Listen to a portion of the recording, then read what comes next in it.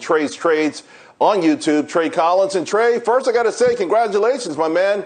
I just read an article about you in Forbes, and I'm even more impressed because there are certain things I didn't know. You're in the Army, you're an Army officer, obviously self-taught, you got a hell of a work ethic.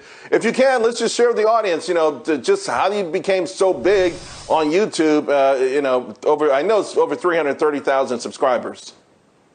Hey, Charles. Well, first off, thanks again for having me on. It's always an absolute pleasure to speak with who I consider to be one of the best in the financial media. I think, to be completely frank, I'm just a regular everyday guy on the street. And I think people really appreciate that because it shows that you could be some Joe or some Sally on the street and come on to the market and really learn what's actually happening here. Figure out the inner plumbings and mechanisms that allow people to make money. So, I think if there's anything that separates, what I do from maybe somebody else, it's just that I am just a regular guy. I'm not going to pretend like I'm anything else. So that's honestly what I contribute to, where we've gone. And I'm excited for what's to come, right. Not just for the channel, but for the people. It's really awesome to hear some stories.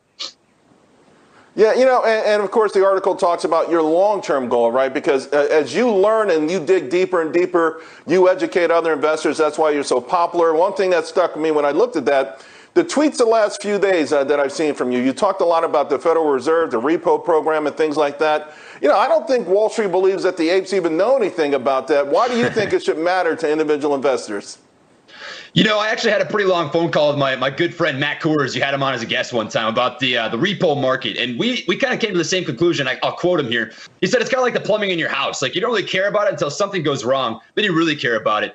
But essentially, it's just a transaction, right? There's a buyer and there's a seller. So in the repo market, if the feds are doing a repo, it means that essentially you've got banks and you've got the feds. And a reverse repo would be the exact opposite. So a repo is kind of loosening up the economy, right? It's giving cash to banks so that you can kind of, lower some interest rates, kind of combat some inflation, really get the economy moving. This happened back in March of 2020 so that you didn't have, the entire economy crash. Now, fast forward to where we are now, right? You've got reverse repos, which are happening. And just looking at what we've got right now, according to fred.stlouisfed.org, on June 14th, it hit $583 billion, which is a huge amount of reverse repo. And this is the exact opposite, right? So this is essentially, you've got treasury bills and you've got cash, and you're essentially swapping places. So the banks are giving back money and the feds are giving back these treasury bills, and that tightens up the economy, right? So it's going to raise interest rates, raises inflation, and these sort of things all affect the grand scheme of the stock market. And that's why it's important, because it directly applies to exactly what people are investing in.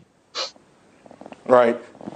Trey, I got a minute to go. AMC has just been mind-boggling. The old saying is, hey, it can't go on forever. I would suspect that the short sellers are going to take another shot at the diamond hands and test them one more time. What are you doing to brace for that move? What's the resolve of the apes looking like? I like that question, and I've got something that I would say to short sellers. I'll say this.